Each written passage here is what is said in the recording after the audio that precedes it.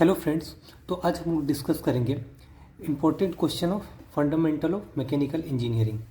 तो आज स्टार्ट करते हैं हम लोग पहले यूनिट 1 से। First question, explain the following terms, जिसका फर्स्ट है principle of transmissibility, Poisson's ratio, factor of safety. ये 2 मार्क्स में आते हैं, ये 2 मार्क्स के क्वेश्चन है। उसके बाद हम लोग आते हैं सेकेंड क्वेश्चन में, state the Hooke's law, also draw stress strain diagram for ductile and brittle material।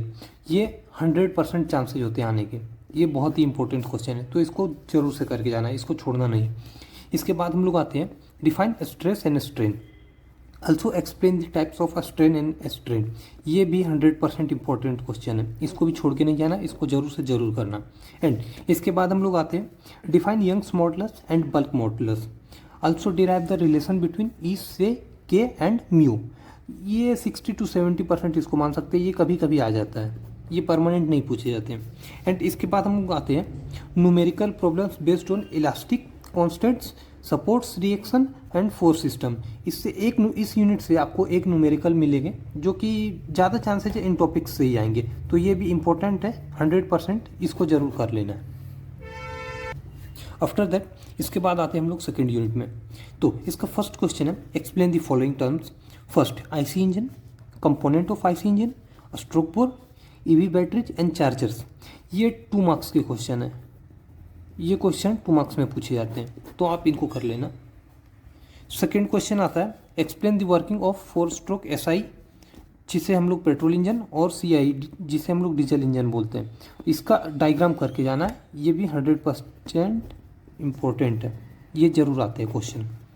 Third question है explain the working of 2 stroke engine. जैसा सेकेंड क्वेश्चन है ये भी सेम है, बस इसमें 2 स्ट्रोक इंजन करना है, ये भी 100% इम्पोर्टेंट है। इसके बाद आता है compare the following terms, SI engine and CI engine, second 4 stroke and 2 stroke engine. ये कंबाइन करके चांसेज होते हैं कि 7 मार्क्स में आ जाए, या तो फिर ये 2 मार्क्स में भी पूछे जा सकते हैं, तो इसको भी जरूर कर लेना, ये भी इंपॉर्टेंट है। And fifth last, what are electric vehicles and HEV, also write their advantages and disadvantages. EV से, इस टॉपिक से आप मान लो एक क्वेश्चन आएंगे सेक्शन सी में 7 मार्क्स के, तो इसको भी छोड़ के नहीं जाना है, इसको जरूर करके जाना है। आफ्टर दैट थर्ड यूनिट का फर्स्ट क्वेश्चन है explain the following. A, refrigerating effect, coefficient of performance, ton of refrigeration, method of refrigeration, dry bulb, wet bulb and dew point. ये सब 2 मार्क्स में आते हैं, ये सब आप कर लो, एक 2 मार्क्स के क्वेश्चन आपको हो जाएंगे। इसके बाद आते हैं हम लोग क्वेश्चन सेकेंड में, define refrigerator and heat pump, also derive the relation between COP of refrigerator and heat pump. इसको आप 70 to 80% मान सकते हो। इसके बाद आता है explain the construction and working of domestic refrigerator, window type air conditions. ये आप 100% मान के चलो, 7 मार्क्स में ये 100% आएगा ही आएगा इस यूनिट से। इसके बाद आते हैं हम लोग क्वेश्चन नंबर 4 में, explain the following terms. First, humidity and relative humidity, and B comfort condition. ये भी क्वेश्चन आएगा ही आएगा 7 मार्क्स में, इसको जरूर करना, इसको छोड़ना नहीं है, ये मोस्ट इंपॉर्टेंट क्वेश्चन है। इसके बाद लास्ट में आते हैं हम लोग numerical problem based on refrigerator and heat pump. इससे भी एक क्वेश्चन 7 मार्क्स में कंफर्म है, तो इसको आप छोड़ के नहीं जाना है, ये भी जरूर करना है। आफ्टर दैट हम लोग आते हैं यूनिट 3 में।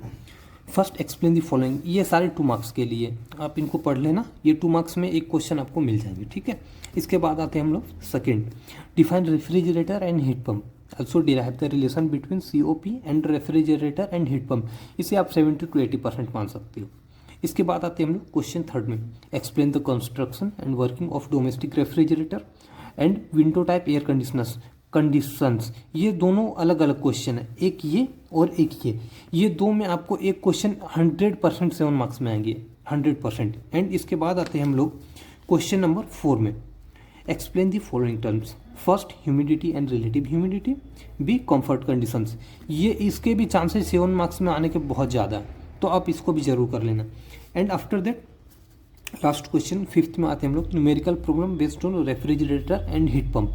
ये भी कंफर्म है 7 मार्क्स के लिए। आप इसे भी देखो, बात ऐसी है कि इसमें सिर्फ 5 क्वेश्चन है, तो एटलीस्ट एक यूनिट में 5 क्वेश्चन तो करने ही पड़ेंगे तीनों अटेम्प्ट करने के लिए।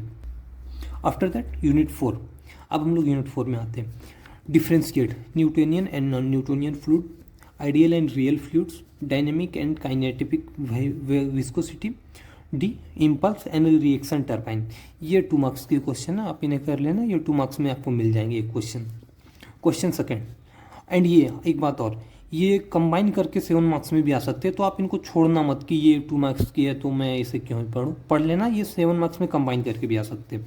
Second question, state and prove Pascal's law, also write down its application and also states continuity equation।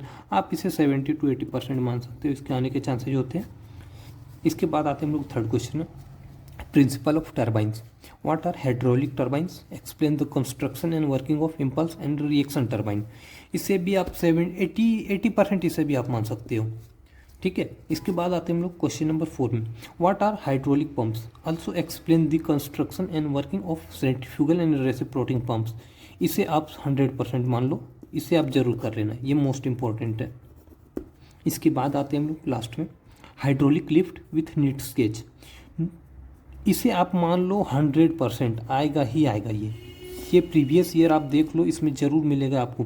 इसके बाद numerical based problem of fluid properties, Pascal's law and continuity equation, आप इसे भी कर लेना। देखो बात यही है सीधी सी, इसमें 5 क्वेश्चन ही मैंने कराए हैं, तो एक यूनिट में अगर आपको तीनों के तीनों 7 मार्क्स अटेम्प्ट करने हैं तो एटलीस्ट आपको इतने क्वेश्चन करने ही पड़ेंगे।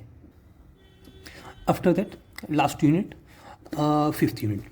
First question, explain various errors in measurements of the practices that are needed to minimize them, also write difference between accuracy and precision। ये क्वेश्चन इंपॉर्टेंट है, इसे आप मोस्ट इंपॉर्टेंट मान सकते हो, ये बहुत इंपॉर्टेंट है, ठीक है। आप इसे जरूर कर लेना, इसे 100% आप मान सकते हो कि आपको ये देखने को मिल जाएगा पेपर में।